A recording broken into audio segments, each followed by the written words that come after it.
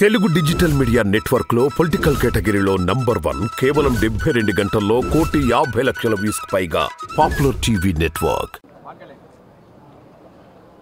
అందరికీ నా హృదయపూర్వక నమస్కారం. ఫస్ట్ టైం చాలా కాలం తర్వాత ఫుల్ ఎలక్షన్ కమిషన్ రావడం దాని తాలూకు సీరియస్నెస్ తెలియజేస్తూ ఉంది.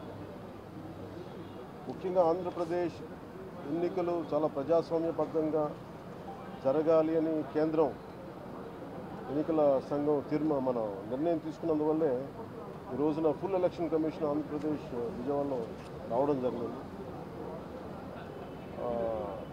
చంద్రబాబు గారు తెలుగుదేశం పార్టీ నుంచి 3 సార్లు ముఖ్యమంత్రిగా పనిచేశారు, ప్రతిపక్ష నాయకులుగా ఉన్నారు. ఆయన సుదీర్ఘమైన అనుభవంలో కూడా నేను ఎన్నిసార్లు ముఖ్యమంత్రిగా ఉన్నప్పుడు కూడా ఎలా జరిగిందని చాలా బాగా వివరించారు. ఎంత ఫెయిర్ ఎలక్షన్ జరగడానికి ఆయన సాయశక్తులు ఎలా కృషి చేశారో చెప్పారు. జనసేన తరపు అలాగే వైసీపీ ఏమేం చేసింది ఇప్పుడు దాకా, దొంగ ఓట్లు ఎలా రిజిస్టర్ చేశారు.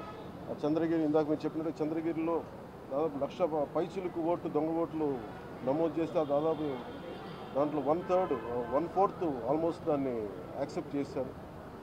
అలా ప్రతి చోట ప్రతి నియోజకవర్గంలో ప్రతి బూత్లో ఏ స్థాయిలో దొంగ ఓట్లు నమోదవుతున్నాయి, ఎలా తీసేయాలి, వీటి మీద చాలా స్పష్టంగా వివరించారు.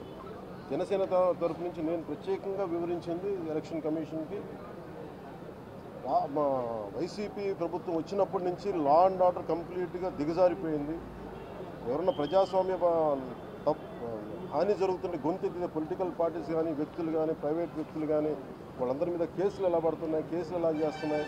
ముఖ్యంగా బైండ్ ఓవర్ కేసులు ప్రత్యేకించి పొలిటికల్ పార్టీ టీడీపీ వారి మీద కానీ జనసేన కార్యకర్తల మీద కానీ ఇవన్నీ చాలా క్లియర్గా తెలియజెప్పడం జరిగింది వారికి. అలాగే పోలీసు అధికారులని ఇప్పుడు సడన్గా మారుస్తూ ఉన్నారు.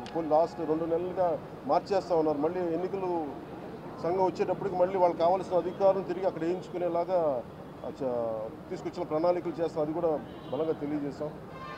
అలాగే మహిళా కానిస్టేబుల్స్ ప్రత్యేకించి సంబంధం లేని చోట్ల వాళ్ళు దాదాపు 87 నియోజకవర్గాల్లో వాళ్ళు పెట్టారు. అది వాళ్ళు దూరం చేయమని ప్రత్యేకంగా ఆయన వివరించారు. నేను ఇంకోటి ప్రత్యేకించి నేను చెప్పింది ఏంటంటే వాలంటీర్స్ అనేది విలేజ్ సచివాలయం అనేది ప్రత్యేకించి అది యాంటీ కాన్స్టిట్యూషనల్ బాడీ. వాళ్ళని దయచేసి ఎన్నికల సమయంలో వాళ్ళని ఉపయోగించొద్దని చెప్పి ప్రత్యేకించి విన్నవించాం.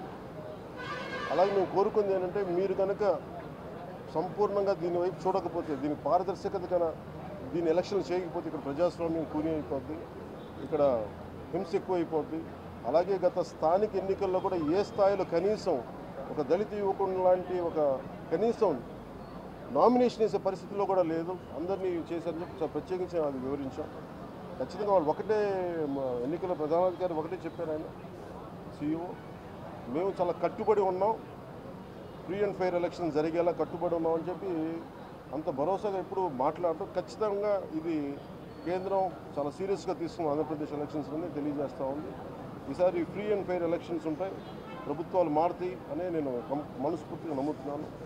అలాగే ఈ పరిస్థితుల్లో కేంద్ర ఎన్నికల సంఘం ప్రధానాధికారులందరికీ కూడా ప్రత్యేక ధన్యవాదాలు తెలియజేసుకుంటున్నాను.